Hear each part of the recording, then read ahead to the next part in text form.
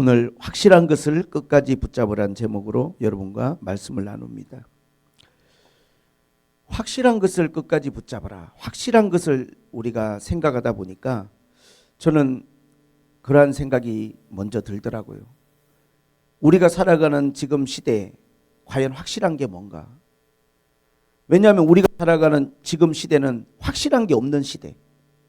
그 시대를 우리가 불확실성의 시대라고 말하지 않습니까? 요즘 시대를 대변하는 말이에요. 불확실성의 시대. 이 단어가 이미 1975년에 미국 경제학자인 게일 브레이스라는 분이 책 제목으로 불확실성의 시대라는 책을 냈어요. 왜 냈냐 하면 70년대 초반에 오일 쇼크가 왔죠. 그 당시에. 그러면서 경제공황이, 세계적인 경제공황이 왔어요. 근데 70년대 오일 쇼크가 2번 왔거든요. 그래서 이분은 이 오일 쇼크로 말미암아 전 세계 경제 공황이 오는 걸 보면서 불확실성의 시대가 왔다.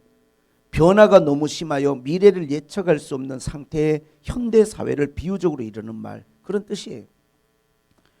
근데 30년이 지난 뒤에 미국발 금융위기가 왔는데 이게 미국발 금융위기가 전 세계를 강타했어요. 30년 뒤에. 그리고 10여 년이 지난 지금 코로나 팬데믹으로 또다시 전 세계가 함께 몇 년째 어려움을 겪고 있어요. 그러면서 사람들의 마음속에 이 불확실성이 가속화되는 거예요.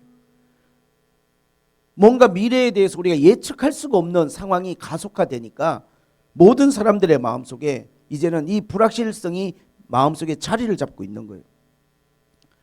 그리고 사람들이 확실한 게 없어지는 이유 중에 하나가 너무 사회가 복잡해졌어요.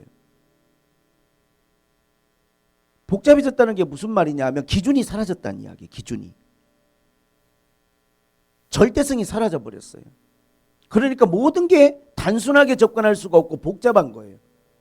단편적인 예로 과거의 사람들에게 동성애가 죄입니까 죄가 아닙니까 하면 다 죄라고 말하고 동성애를 하는 사람들조차도 그게 죄라고 인식하니까 절대로 드러내지 않고 숨어서 그걸 부끄럽게 생각하고 했던 일들인데 지금은 동성애가 죄입니까 물었을 때 그걸 확실하게 말하기가 어려워진 시대가 됐어요. 낙태가 죄입니까? 과거에는 그건 당연히 안 된다라고 이야기했겠지만 지금은 인권이라는 이름, 그러한 인본주의적인 사고, 인권이란 이름으로 그런 말을 쉽게 하면은 사람들에게 매도당하는 시대가 돼버렸어요. 그러니까 복잡해진 거예요. 어떤 가치, 어떤 기준, 어떤 진리도 그것을 절대시할 수 없는, 그러니까 불확실성의 시대죠. 확실한 게 없는 시대예요. 그리고 또 한 가지의 문제는 뭐냐면 확신을 갖고 있는 개개인들, 사람들이 잘못된 확신을 갖고 있는 사람들이 많아요. 오늘 히브리서를 읽어보시면 3장을 쭉 읽어보면 미혹된 사람들이 많아요.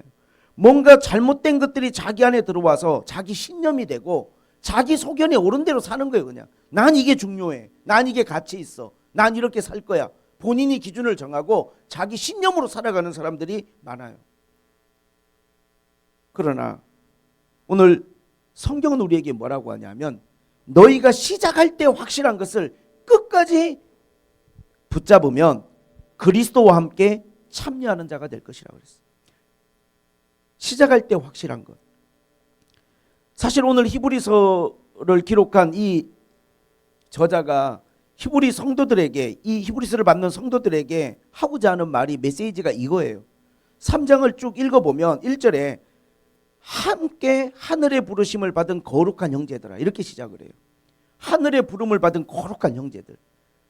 우리가 믿는 도리의 사도며 대제사장이신 예수를 깊이 생각하라. 시작은 뭐냐면 예수였어요. 이들의 시작은. 그들은 어쨌든지 간에 예수 그리스도를 믿고 받아들이는 순간 그들의 구원의 여정이, 천국의 여정이 시작된 거예요. 그리고 그들에게 뭐가 있었냐면 확신이 있었어요. 3장 6절을 읽어보면 그리스도는 그들에게 소망의 확신과 자랑이었어요. 3장 6절에 보니까 그들에게는 확신이었고 소망이었고 자랑거리였어요. 그것을 끝까지 붙잡고 있으면 우리가 바로 그리스도의 집이라고 3장 6절은 이야기하고 있습니다. 그런데 이렇게 시작할 때 확실했던 예수 그리스도, 우리의 구원자, 그 진리가 여러 가지 어려운 상황과 핍박 속에서, 이 배경은 네로의 핍박이에요. 로마의 네로 왕제의 핍박 속에서 정말로 우리가 계속 이 예수를 붙들고 갈 수 있을까?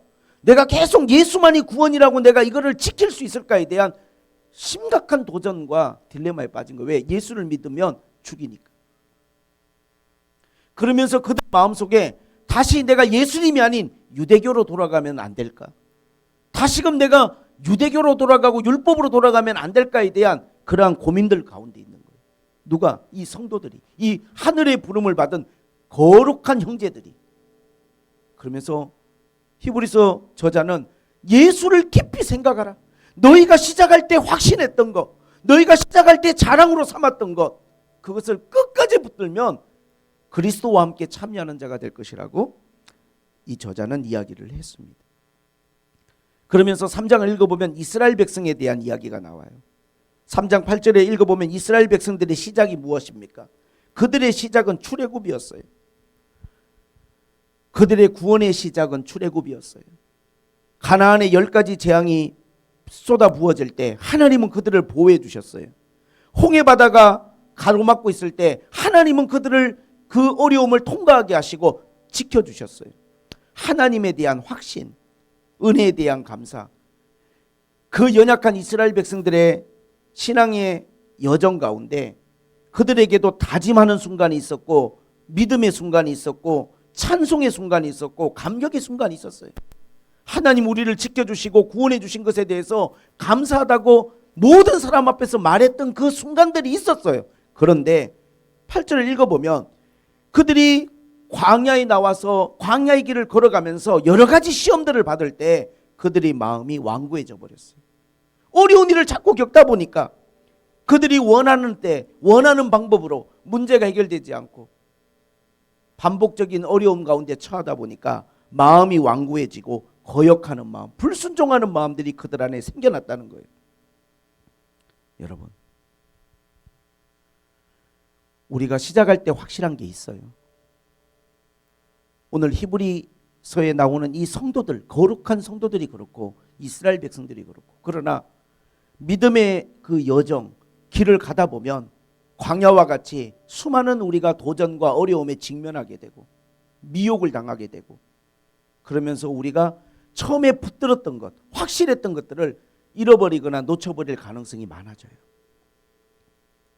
그러면 오늘 이 히브리서가 말하는 확실한 것을 끝까지 붙잡아라. 그 확실한 것이 무엇입니까? 히브리서 3장을 읽어보시면 그 확실한 것은 바로 믿음이에요. 믿음 쭉 읽어보세요. 마지막 19절은 그렇게 말합니다. 이로 보건대 그들이 믿지 아니함으로 능히 주님의 안식에 들어가지 못한 것이다. 결국은 믿음이에요. 믿음은 확실한 것이에요.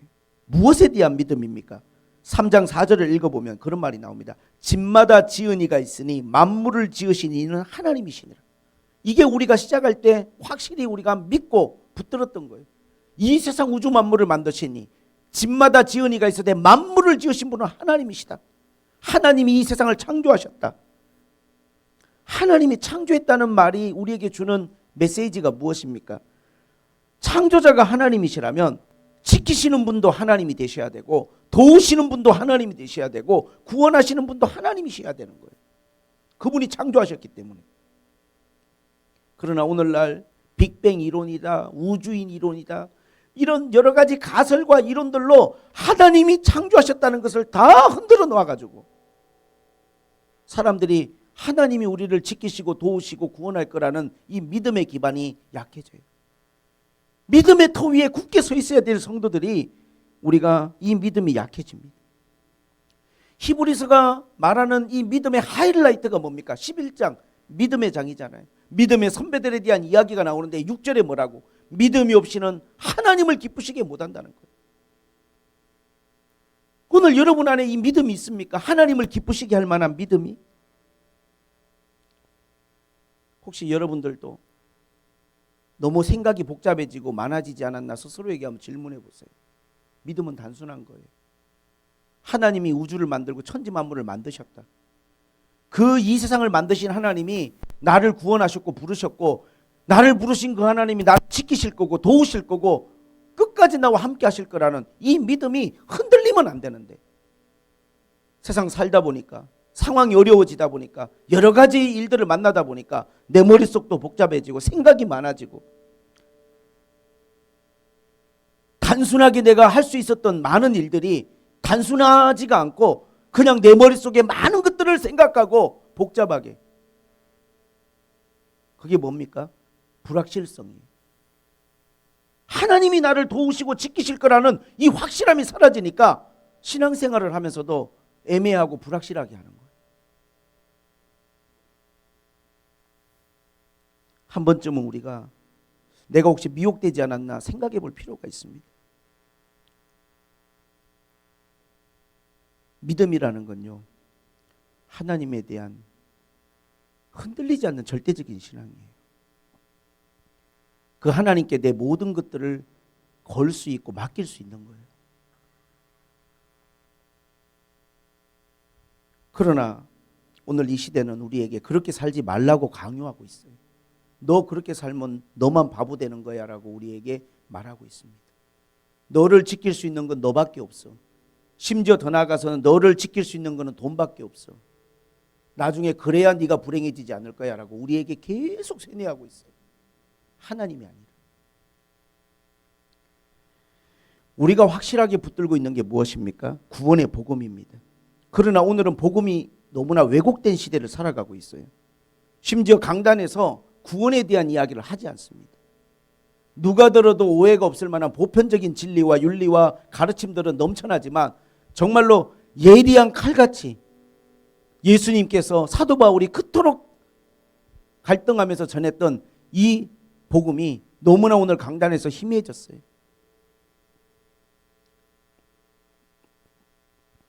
아마 저는 그런 마음이 있을 것 같아요. 삶만 우리가 복잡해지고 여러 가지 윤리적인 것만 복잡해진 게 아니에요.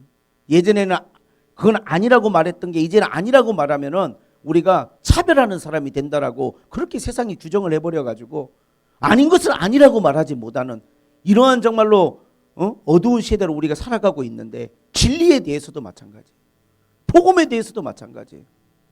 어떤 이야기를 하면 사람들이 갈등을 유발하고 문제가 야기되는 게 싫으니까 그런 메시지를 전부 다 전하지 않는 거예요. 천국과 지옥에 대한 메시지가 사라지고. 왜?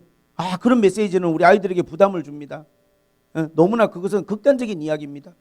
복음에 대한 메시지가 사라지고. 왜? 그것은 당신만 옳다고 말하고 너만 진리라고 말하는 문제가 있습니다. 그러니까 모두가 들었을 때 다 은혜가 될 만한 이야기만 하는 거예요. 그러나 여러분, 예수님이 왜 죽으셨어요? 예수님은 죄가 없으신 분이고 도덕적으로 결함이 없어요. 그런데 주님이 죽으신 이유는 신성모독이에요. 신성모독.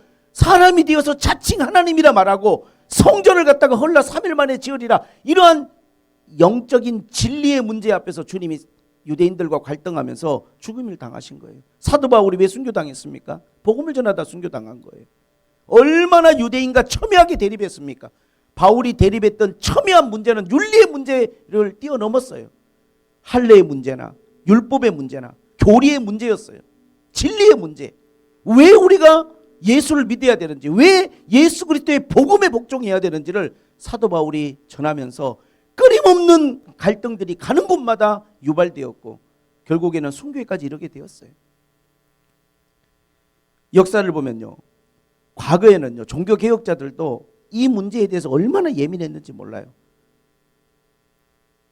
지금의 장로교의 모태가 되었던 칼빈의 기독교 강요나 그의 어떤 가르침들이 있어요. 종교개혁을 할 때 칼빈이 사실 그 당시에 가장 많이 갈등했던 게 교리적인 문제였어요.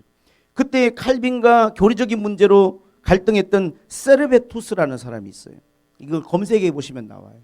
여러분이 구글에 검색해 보세요. 칼빈과 세르베투스. 이 세르베투스는 칼빈의 교리와 가르침에 대해서 전면 반박했어요. 이 사람은 스페인 사람인데 신학자이면서도 의사고 과학자인 사람이에요. 근데 이 사람이 반박한 내용이 뭐냐면 칼빈한테 계속 편지를 보낸 거예요. 이런 이유로 당신의 가르침과 교리에 문제가 있습니다. 그가 말했던 건 뭐냐 하면 그가 이런 책을 썼어요. 어떤 책을 썼냐 하면 삼위일체론의 오류에 대하여, 이 세르베투스가 이걸 쓴 거예요. 그래서 그걸 칼빈한테 보냈어요. 그의 말에 의하면 삼위일체를 따르면 이거는 삼신론이고 마귀의 착상, 이렇게까지 공격을 해버리니까 이게 종교재판에 붙여진 거예요. 그리고 이 세르베투스는 유아 세례를 반대했어요. 난 유아 세례를 받은 사람인데 아무 의미가 없었다, 이렇게 이야기한 거예요. 그게 무슨 의미가 있냐? 아무것도 모르는 애한테 왜 세례를 베푸냐? 이 세르베투스가 이러한 내용들을 계속 칼빈하고 편지를 주고, 칼빈은 너의 이론과 생각은 이단적이다라고 답장을 써줬어요. 나중에는 이 편지를 근거로 재판을 했는데, 이 재판에서 이게 천주교 종교 재판이 아니에요. 개신교 재판이었어요. 그럼에도 불구하고 세르베투스가 자기의 주장을 굽히질 않는 거예요. 계속 삼위일체론을 문제 삼고 이러한 유아 세례를 문제 삼으면서 나중에는 화형을 당해요. 이 교리적인 문제로. 이것 때문에 칼빈이 나중에 비난에도 직면하게 됐어요. 왜? 종교개혁을 하고 그렇게 신학적인 대단한 성과를 이룬 사람인데 당신은 왜 그 사람의 죽음에 갈 수밖에 없도록. 그러나 칼빈이 그를 죽인 건 아니었죠. 거기에 종교재판을 통해서 이 세르베투스의 주장이 이단적인 주장이라고 결론지어서 순교를 당한 거예요. 제가 여기서 말하는 것은 누가 맞다 틀리다를 말하고 싶어서 이야기를 하는 게 아니라, 과거에 우리 선배들은요, 얼마든지 자기가 편안한 삶을 살 수 있는 위치에 있는데도 불구하고 이 교리적인 문제를 가지고 목숨 걸고 싸웠다는 이야기를 하고 싶은 거예요. 목숨 걸고. 그럼 오늘날은 어떻습니까? 어느 누구도 그런 걸 걸고 싸울 이유가 없어졌어요. 조금이라도 나의 목회나 교회에 지장이 있거나 영향이 있을 만한 이야기는 다 피해가는 거예요. 반발 일어날 수 있는 이야기들은 다 제거합니다. 그러니까 되게 말씀을 들으면 은혜가 되고 좋아요. 문제는 뭐냐면 내가 어떻게 해야 구원을 받지라고 하는 메시지가 쏙 빠져 있는 거예요. 이게 이 문제는 너무나 예민한 문제고, 이건 잘못 이야기하면 오해를 불러일으키니까. 이런 시대를 살아가고 있습니다.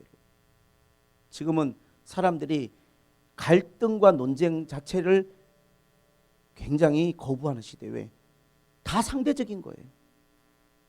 예전에는 뭐 그건 네 생각이고 이거 개그의 소재인 줄 알았잖아요. 지금 이런 게 노래 제목이고 이런 게 모든 사람의 생각 속에, 심지어는 믿는 사람들의 생각 속에도 그냥 적당히. 그러나 오늘 성경은 우리에게 뭘 이야기합니까?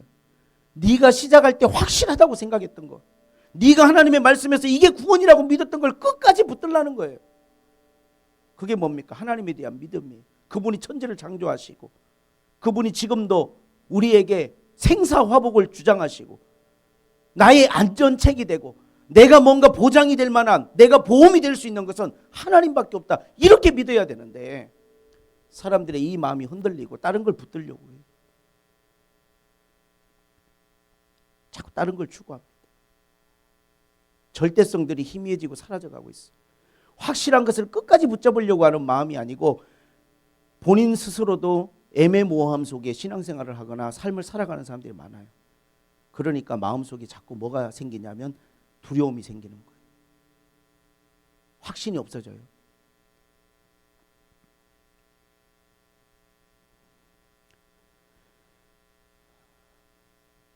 저희 교회나 또 저의 설교 가운데 저는 항상 어떻게든지 구원의 메시지를 담으려고 저는 나름 많이 노력을 해요. 그것을 어떻게 보면 여러분들이, 저는 그런 메시지를, 구원에 대한 이야기를 계속 여러분들이 듣는다는 것을 저는 여러분들이 귀하게 여겼으면 좋겠어요. 쉬운 일은 아닙니다, 여러분.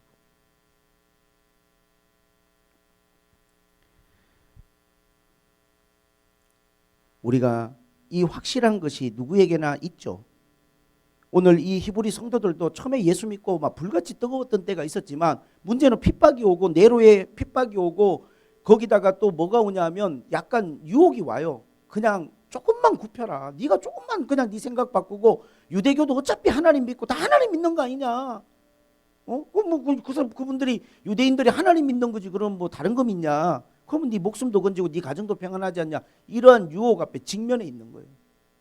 여러분 같으면 어떻게 하시겠어요? 목숨 걸고 진리와 예수 그리스도를 믿고 죽음의 자리로 가시겠습니까? 아니면은 그냥 적당한 타협으로 이 어려움들을 여러분 통과하고 싶으세요? 그러나 히브리서는 13장에 가면 너의 십자가를 지고 영문 밖으로 예수님께 나아가라는 거예요. 너도 십자가를 지고 가라는 거예요. 우리의 믿음의 길에 타협이란 게 없어요. 성경은 그래요. 성경은. 예수, 이 믿음, 하나님에 대한 이 믿음, 구원에 대한 복음, 그거에 대한 정말로 하나님 앞에 타협 없는 마음. 요한복음 3장 5절에 주님이 말씀하셨던 거듭남의 복음, 교회가 시작될 때 사도행전 2장 38절에 베드로가 모든 사람들을 향하여 선포했던 그 구원의 메시지가 오늘 우리들에게 정말 절실히 필요한 때가 아닌가 생각이 됩니다. 근데 이거를 이스라엘 백성들도 이 확실한 때가 있었잖아요. 감격의 순간, 찬양의 순간이 있었지만 이게 왜 미혹이 되냐 하면 여러 가지 어려움들과 일들을 만나면서, 여러분 이걸 끝까지 붙잡는 게 중요한 건데, 끝까지 붙잡는 거, 뭐든지 끝까지. 잠깐 반짝이는 걸로 되지 않아요. 한때 열심히 했던 걸로 되지 않습니다. 나 옛날에 여기서 많이 울었는데 그런 게 중요한 게 아니고 끝까지 붙드는 게 중요한 거예요. 그게 구원이고 그것이 우리의 믿음이에요. 그래서 오늘 히브리서 저자는 말하죠. 네가 처음에 확실했던 것을 끝까지 붙잡으면 그리스도와 함께 참여하는 자가 될 것이다. 끝까지 붙잡아. 근데 이 끝까지 붙잡기 위해 중요한 원리 중에 하나가, 이 영적인 것이란 게 굉장히 영향력이 있어요. 영향을 미치고 영향을 받아요. 믿음이라는 게 굉장히 여러분 진한 겁니다. 믿음이 강한 사람 옆에 내가 있으면요, 그 믿음이 뭐가 있냐 하면 이 영향력이란 게 있어요. 사실 우리가 성경을 볼 때 가장 저는 마음 아프게 보는 것 중에 하나가 아브라함과 롯의 이야기예요. 아브라함이 고향을 떠날 때 자식이 없었지만 조카를 데리고 나왔거든요. 롯을. 얼마나 특별한 관계예요. 그래서 그들이 함께 동고동락하며 고생하고 많은 세월을 보냈어요. 근데 삶의 어느 순간에 재산이 많아지고 금과 은이 많아지고 양이 많아지면서 그들 안에 갈등이 유발이 됐어요. 다툼이 생겼죠. 아브라함의 목자들과 롯의 목자들 간에 다툼이 생겼어요. 그래서 나온 제안이 뭐였냐면 이제 각자의 길을 가고 분리하자였어요. 여기서 여러분 중요한 게 뭔지 아십니까? 롯은 아브라함을 떠나지 말았어야 돼요. 절대로. 왜? 아브라함은 믿음의 조상이었고 믿음의 사람이었어요. 그가 그만큼 하나님 앞에 은혜와 복을 받은 게 무엇 때문인 줄 아세요? 하나님이 아브라함에게 베푸신 은혜가 그에게 흘러간 거였던 거예요. 롯에게.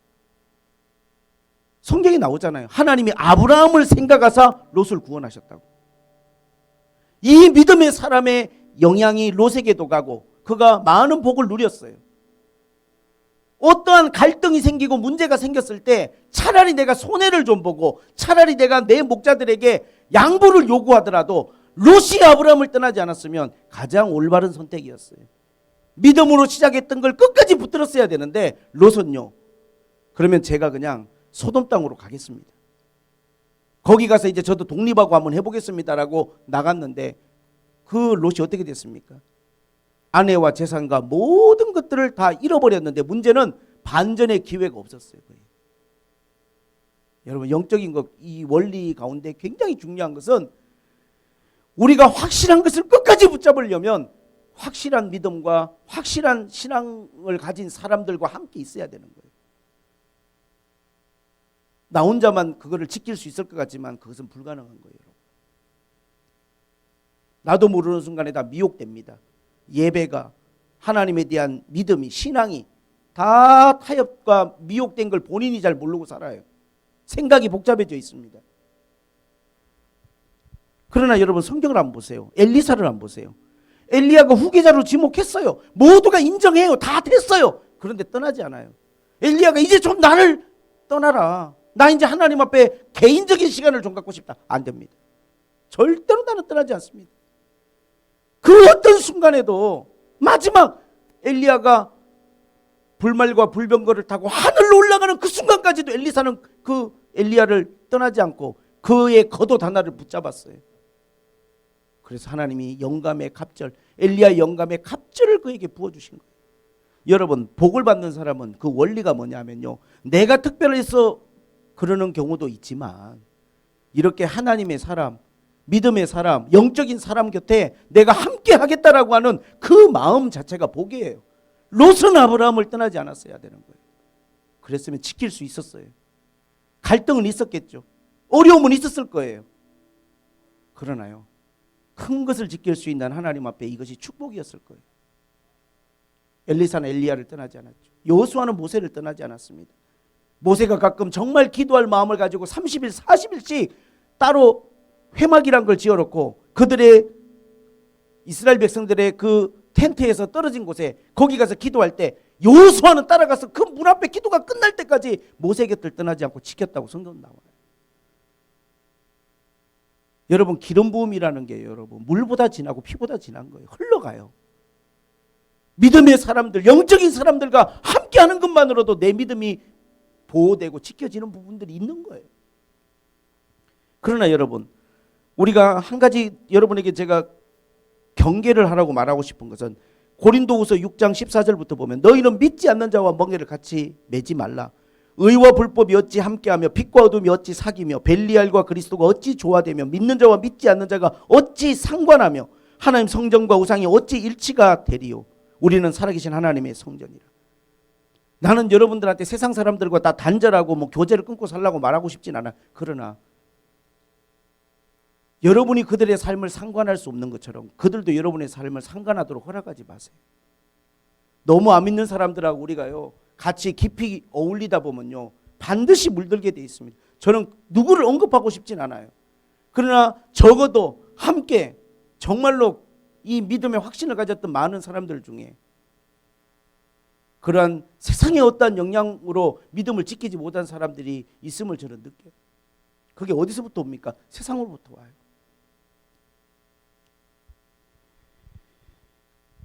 아무리 여러분 솔로몬이 1000번제를 드리고 지혜의 왕이 되었다 할지라도 이방 여자들, 우상 섬기는 여자들 가까이 하고 그 여인들을 사랑하니까 결국 본인이 우상 숭배자가 돼버려요.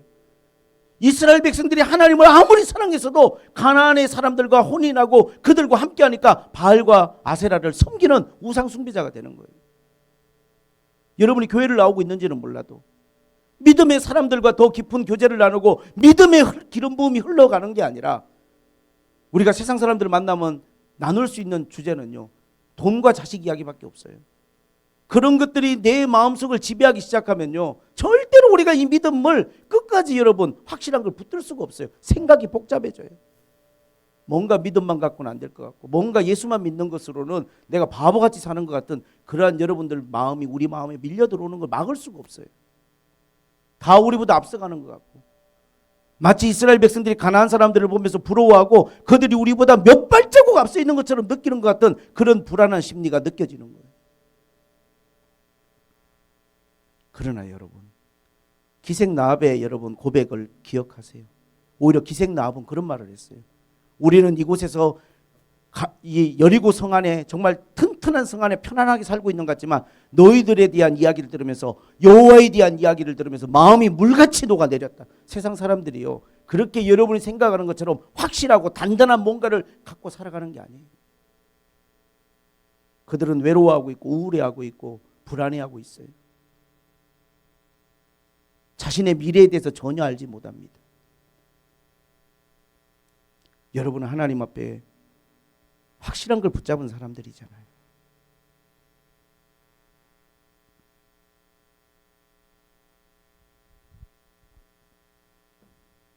제가 요즘은 이제 설교하면서 좀 차분하게 하려고 많이 하는데 오늘은 제가 부흥 집회 하듯이 좀 했습니다. 찬양인도도 그렇게 하셨으니까 우리의 마음이 여러분 끝까지 하나님 앞에 이 믿음과 여러분의 마음이 지켜졌으면 저는 좋겠어요. 무엇에 우리가 내 삶을 걸어야 될지를 결정을 해야 됩니다. 정말 여호와가 여러분의 유일한 하나님이시고 예수 그리스도가 여러분의 유일한 구원자시라면 그분께 여러분의 삶을 거세요. 세상에서는 우리가 조금 어리석게 느껴질 때가 저도 많아요. 난 뭐 아무것도 준비도 안 하고 있는 것 같고 그건 뭘 잘했다는 게 아니라 확실한 것을 붙잡으세요. 그분이 하나님이십니다. 그분이 여러분을 모든 환난에서, 모든 시련에서, 고난에서 지키시고 건지실 분입니다. 예수님을 붙드세요. 끝까지. 자꾸만 세상의 이야기들을 여러분 듣다 보면요, 물타기라고 그래요. 물타기. 성경적인 용어로는 저는 그걸 미혹이라고 말하거든요. 마귀의 작전이에요, 여러분. 마귀의 작전. 계속 마귀는요, 여러분 물타기를 합니다. 나중에는 이게 뭐였는지도 모르겠어. 정말 내 마음속에 있는 게 뭔지 나도 잘 모르겠어. 왜? 하도 물이 많이 타져갖고 이 이야기, 저 이야기, 세상 이야기, 누구 이야기 계속 듣다 보니까. 그러나 여러분이 만약에 믿음과 진리에 대해서 하나님 앞에 확실한 사람들의 이야기를 여러분이 듣는다면 여러분의 마음은 정말로 그리스도께 더 집중될 것이에요. 그분 안에서 여러분들의 믿음은 더 견고해질 거예요. 믿음의 터 위에 굳게 서야 됩니다. 믿음이 없이는 하나님을 기쁘시게 할 수가 없어요. 우리. 할렐루야. 승리하시고 이 불확실한 시대에, 이 정말로 진리를 거부하는 시대에 오히려 여러분들은 진리에 거하고 믿음에 거하고 확실한 걸 붙들고, 세상에서는 비록 우리가 어리석다는 소리를 들을지언정 여러분이 확실한 것에 여러분의 삶을 걸고 거기에 최선을 다하는 여러분 되시기를 주님의 이름으로 축복을 드립니다. 기도하겠습니다. 하나님 아버지,